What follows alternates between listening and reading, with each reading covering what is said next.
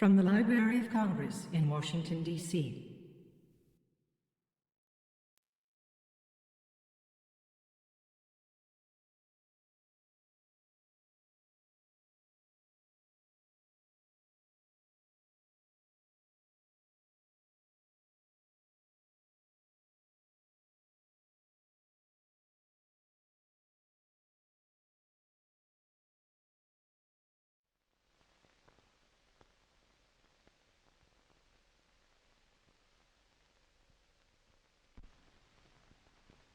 This is 16mm sound film.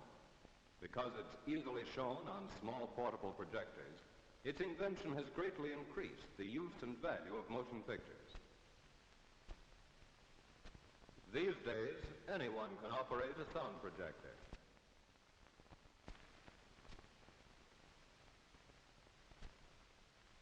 The film is a celluloid strip, perforated along one edge. A gelatin coating on one side contains the images of pictures and recorded sound.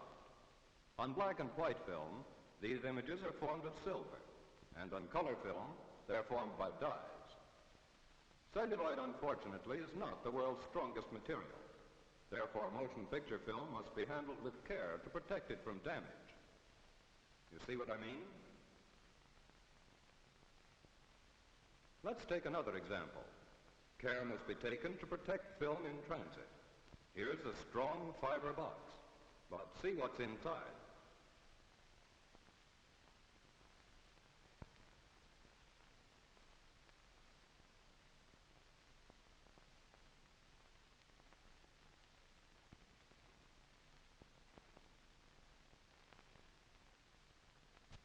If, before we ship a reel of film, we apply a paper band and fasten it securely, at the other end of the line, we'll have film, not spaghetti. There are two types of celluloid used in the manufacture of film. One of them, known as cellulose nitrate, is the kind used for the 35mm print shown in the movie theaters. Nitrate film is comparatively strong, but it has the disadvantage of being highly inflammable. It is almost an explosive. Theaters are required to maintain elaborate precautions against fire and to employ highly skilled operators.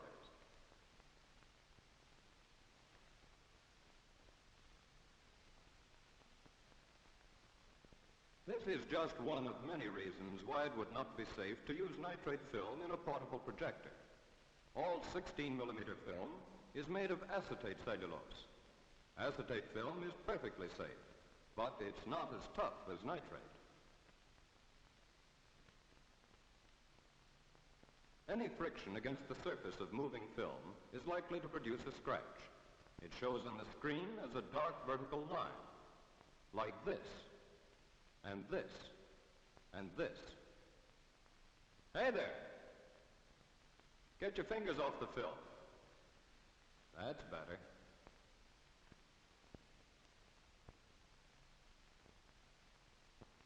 The manufacturers of 16mm projectors carefully design their machines to keep film wear and strain at a minimum. But in running through a projector, the film necessarily touches and rubs against parts of the machine. Here at the gate, for example, the film is pressed between two pieces of metal, the aperture plate and the pressure plate. But see how these plates are made. A wide path has been hollowed out for the pictures to go through, and another has been made for the soundtrack. The important areas of the film are not touched at all. Other parts of the machine, the guide rollers, sprockets, and the sound drum turn with the film, and so there is no friction. In spite of the manufacturer's care, scratches sometimes occur in the machine. Careless threading is one cause.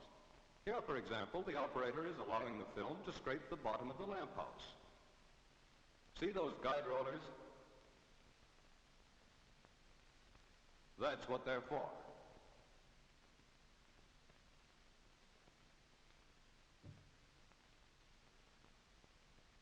Film runs through the gate at the rate of 36 feet a minute. Dust and particles of gelatin are accumulating on the surfaces of the plates. Eventually, the hollowed out spaces are filled with dirt. And so, we have more of those lovely scratches. Before every reel of film, the wise operator uses a brush to clean out the gate. At regular intervals, he inspects the gate for hard particles of gelatin that the brush could not remove. He scrapes them off with a toothpick. He does not use a knife blade or a pin. A metal tool would spoil the polished surface of the plates.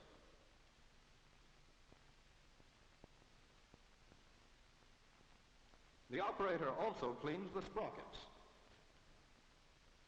and checks the guide rollers to see that they turn freely.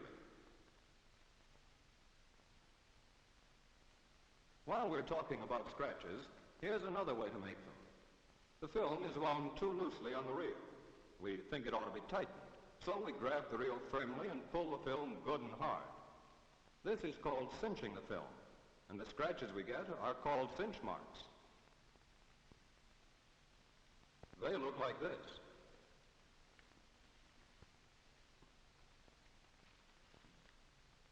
It's better to leave the film loose than to tighten it by cinching.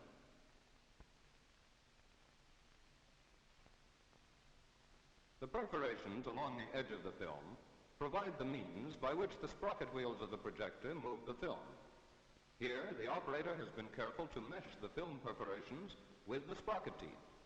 But a bad splice in the film may cause the perforations to jump out of alignment with the teeth, and so new holes may be punched where they don't belong. It's easy to check for this sort of damage while the machine is running. Gently feel the perforated edge of the film as it passes into the take-up reel. If the film is rough or jagged, stop the machine. Look for the source of trouble.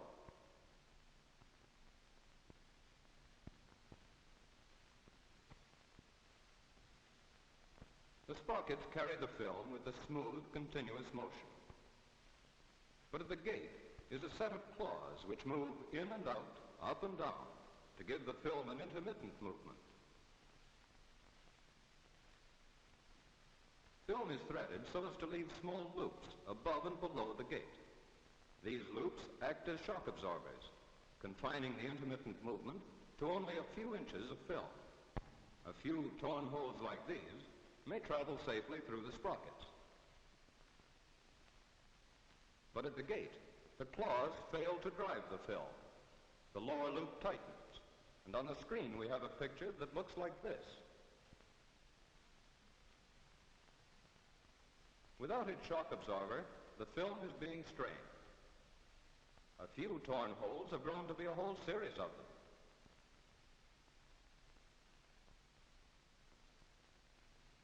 It's sometimes possible to reform a loop while the machine is running. However, it's better to stop the machine immediately.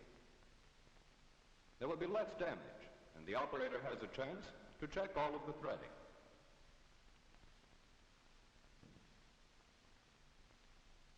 One of the most useful parts of a projector is the little wheel that lets you turn the machine by hand. It should be used to run through the leader of each film before the showing has begun. When the machine is moving as slowly as this, it's a simple matter to spot mistakes in threading.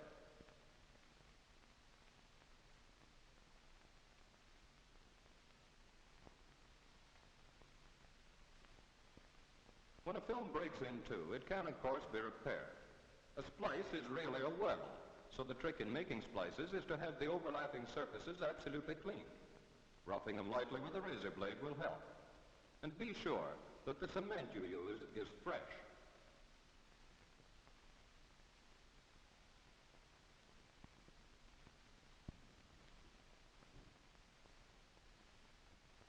The projector is clean and well adjusted. The film is carefully threaded. With proper care, a 16mm film will give hundreds of good showings.